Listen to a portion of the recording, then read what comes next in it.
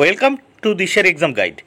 প্রিয় অষ্টম শ্রেণীর পরীক্ষার্থী বন্ধুরা, তোমাদের জন্য এই ভিডিওটিতে আমি আলোচনা করতে চলেছি অষ্টম শ্রেণীর ফাইনাল পরীক্ষার ভূগোল বিষয়ের প্রশ্নপত্র উত্তর সহ।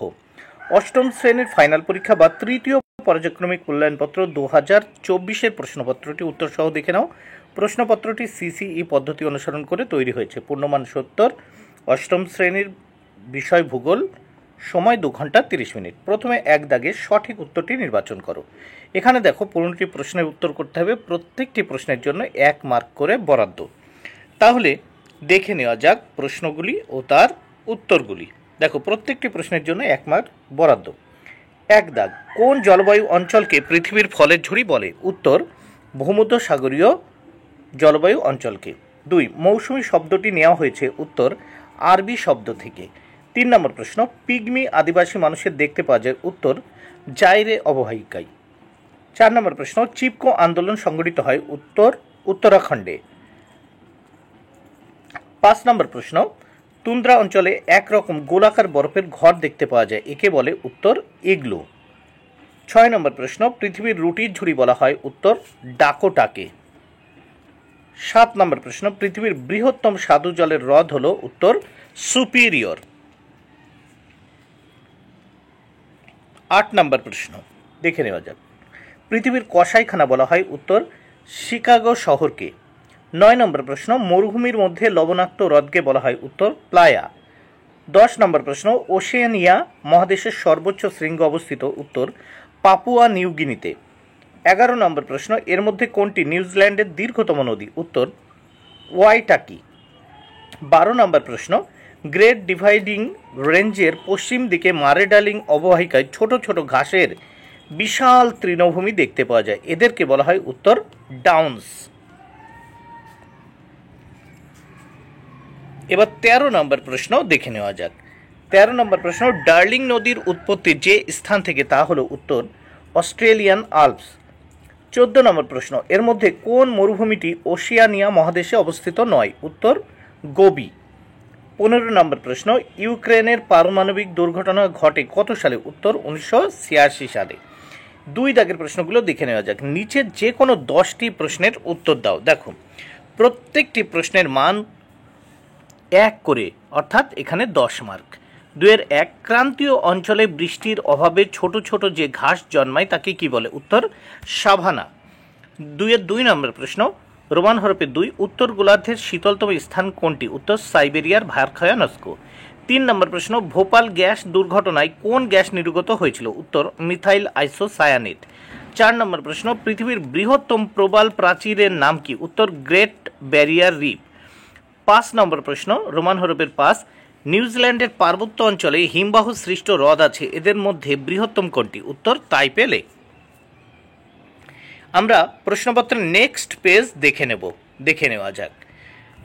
প্রথমে দেখে নেওয়া যাক দ্বিতীয় পেজের 6 নম্বর প্রশ্ন, রোমান হরফের 6, জ্যাকস কাকে বলে? উত্তর, অস্ট্রেলিয়ার পশু খামারগুলি খুব বড় আর যারা এখানে শ্রমিকের কাজ করে তাদের বলা হয় জ্যাকস। 7 নম্বর প্রশ্ন, রূপোর শহর কাকে বলে? উত্তর, ব্রোকেন হিল শহরকে। 8 নম্বর প্রশ্ন, ওশিয়ানিয়া মহাদেশের কোন অঞ্চলগুলিতে নিরক্ষীয় জলবায়ু পরিলক্ষিত হয়? উত্তর, মেলানেশিয়া, পলিনেশিয়া, মাইক্রোনেশিয়া দ্বীপ। 9 নম্বর প্রশ্ন, পাপুয়া নিউগিনির একমাত্র নদীর নাম কি? উত্তর, সেপিক নদী। 10 নম্বর প্রশ্ন, ওশিয়ানিয়া মহাদেশের ব্রিটিশ রয়্যাল নৌবাহিনীর বিদ্রোহীরা প্রথম কোন দ্বীপে স্থায়ীভাবে বসবাস শুরু করেন? উত্তর, পিটকেয়ার্স। 11 নম্বর প্রশ্ন, দক্ষিণ আমেরিকা মহাদেশের পশুপালনের উপযোগী পশু চারণভূমিকে কি বলা হয়? উত্তর, পম্পাস। 12 নম্বর প্রশ্ন, হু এর পুরো অর্থ কি? উত্তর দেখে নাও, ওয়ার্ল্ড হেলথ অর্গানাইজেশন। 13 নম্বর প্রশ্ন, আর্থ সামিট কি? উত্তর দেখে নাও, 1992 সালে ব্রাজিলের রিও ডি জেনেরোতে পরিবেশ ও উন্নয়ন বিষয়ে এক সম্মেলন হয়েছিল যা আর্থ সামিট নামে পরিচিত। এই সম্মেলনে 178টি দেশ অংশগ্রহণ করেছিল। এইবার 3 দাগের প্রশ্নগুলো দেখে নেওয়া যাক। 3 দাগে কি বলেছে? নিচে যে কোনো 5টি প্রশ্নের উত্তর দাও, 10 মার্ক। প্রত্যেকটি প্রশ্নের জন্য 2 মার্ক করে বরাদ্দ। প্রথম 3-1, 4 o'clock রেইন কি? 2 নম্বর প্রশ্ন, ভালো করে কিন্তু এই প্রশ্নগুলো তোমরা বই দেখে কিন্তু পড়ে নিও। ভূমধ্য সাগরীয় জলবায়ুকে কেন শীতকালীন বৃষ্টিপাতের দেশ বলে? 3 নম্বর প্রশ্ন, হোমিওস্ট্যাটিক ব্যবস্থাপনা কি? 4 নম্বর প্রশ্ন, স্থিতিশীল উন্নয়ন বলতে কি বোঝো? 5 নম্বর প্রশ্ন, মেলানেশিয়া বলতে কি বোঝো? 6 নম্বর প্রশ্ন, গ্রেট ব্যারিয়ার রিফ কি?